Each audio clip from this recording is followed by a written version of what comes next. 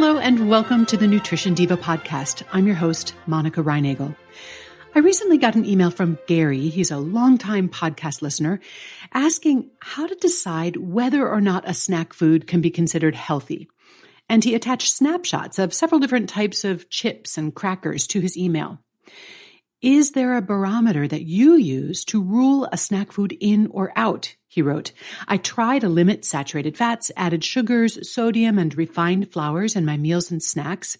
And these snacks all seem to be somewhat benign, but they're obviously processed. So at what point do they cross over from a healthy snack food to a junk food?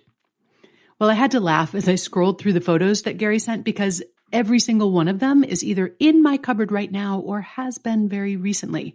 Apparently, Gary and I have similar tastes in snacks. Over the years, I've received many variations on this question. Is this chip or yogurt or energy bar or cookie or sweetener or whatever better than that one? And whenever I'm trying to evaluate the healthfulness of a food, I have found it useful to ask three questions. Number one, how much are you going to be eating? Number two, what will you be eating it with? And number three, what are you not eating because you're eating this instead? So let's tackle these one by one. Number one, how much are you eating? Sometimes we fall into the trap of thinking that we can eat more of something simply because it's healthy or healthier.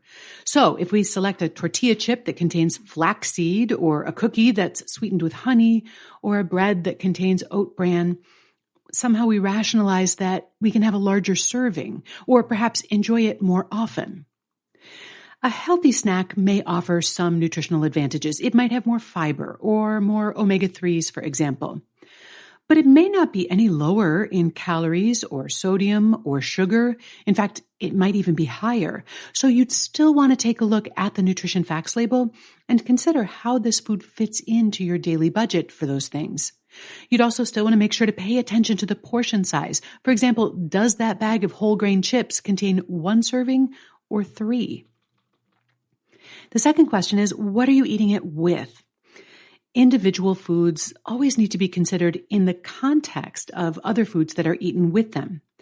I think sometimes we indulge in a fantasy that one healthy choice sort of cancels out an unhealthy one.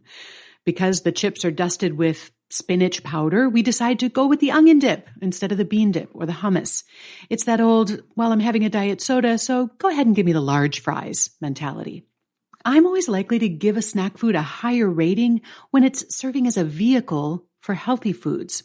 So that same onion dip, when paired with a plate full of raw vegetables, would rate a lot higher in my book, for example, than it would when paired with a whole grain chip. And the third question is, what are you not eating because you're eating this instead? Eating a whole grain flax cracker instead of a cracker made with white flour might represent a small nutritional upgrade, but snacking on whole grain crackers instead of nuts or vegetables, not so much. If snacking is adding too many calories or too much sugar or sodium or whatever, or snacks are displacing other nutritious foods from your diet, then it really doesn't matter whether those snacks are the healthier version. Okay, so how much is too much? Well, one rule of thumb is to limit your discretionary calories to about 10% of your total calories. And for most of us, this is going to be somewhere around 200 calories. Discretionary calories are those foods and beverages that don't contribute to your nutritional needs for the day. They're just for fun. So alcoholic and sweetened beverages, desserts, and snacks would all be discretionary. And the idea here is that if these foods account for a whole lot more than 10% of your calories, then the chances of nutritional shortfalls increase because there's fewer healthy foods in your diet to cover those needs. Now, Gary also mentioned that he's trying to limit highly processed foods, and I think that's a pretty good idea. Several studies have linked the consumption of so-called ultra-processed foods to an increased risk of obesity and other diseases. But would these healthier snacks be considered too processed? It all depends on where you're going to draw the line between minimally processed, processed, and highly or ultra-processed. I think it's most useful to think of processing on a spectrum. So at one end are minimally processed foods. That would include things like plain yogurt, canned tuna, and frozen strawberries. Obviously, these are not the kinds of processed foods that we're worried about. Way over on the other end of the spectrum are the ultra-processed foods. Most of the ingredients in these foods bear little resemblance to the whole foods that they originally came from. So think refined sugars, processed oils, starches, artificial colorings and flavorings, preservatives, stabilizers, and other additives. Ultra-processed foods are not only likely to be devoid of nutrients, but they're also often intensely flavored and notoriously easy to overeat. Those are the processed foods that we're most worried about.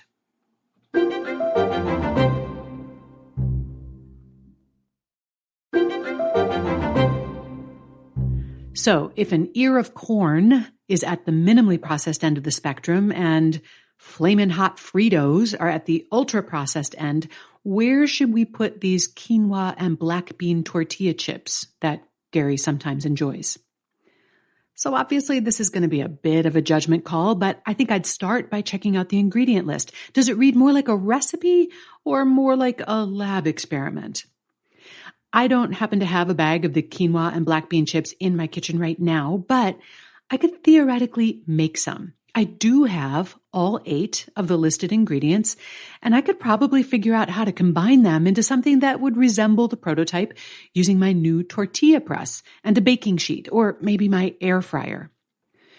My chances of replicating the flamin' hot Fritos, on the other hand, are a lot lower. Not only is the ingredient list a lot longer, but I'm not even sure where to buy maltodextrin, red 40 lake, yellow 6 lake, disodium phosphate, inosinate, or guanylate. I'm not even sure how to pronounce that one, much less how to use these things in a recipe. And I also don't have an extruder or a deep fryer in my kitchen.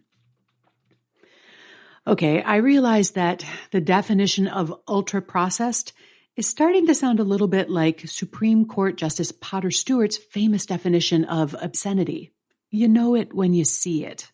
But keep in mind that even ultra, or one might even say obscenely processed foods, are only really harmful when they lead you to consume more calories than you need, or more sugar or sodium than you can tolerate, or if they're causing you to neglect the foods that you need to meet your nutritional needs. If you can enjoy them in moderation, you can safely include even ultra-processed foods as a small part of a healthy diet. But be forewarned, most people find it challenging to do that. These foods have literally been engineered to be irresistible. You might just find it a bit easier to exercise some restraint and some moderation when you stick to those somewhat less processed, quote-unquote, healthier treats. And I think it's that, and not the stray flaxseed or the extra gram of fiber, that is the most potent health advantage of these healthy snacks. So, in addition to the 3 questions that can help you determine whether a food fits into a healthy diet, here are 2 further questions that might help you to determine whether a food is too processed. Number 1, is it difficult for you to enjoy this particular food in moderation? And number 2, would it be possible to make something similar to this food using ingredients and equipment available to a home cook? So finally, with all of that in mind, here are my personal rules for snacking. Number 1, choose the healthiest version that will truly be enjoyable for you. If you like the flaxseed or quinoa tortilla chips or the chips that are baked instead of fried or the whole grain crackers, go for it. But if they taste like cardboard to you, why bother? Number 2, don't increase the quantity just because it's healthy. Healthy snacks still need to fit into your daily budget for calories, sodium, sugar, and so on. Number 3, eat snacks in addition to healthy foods, not instead of them.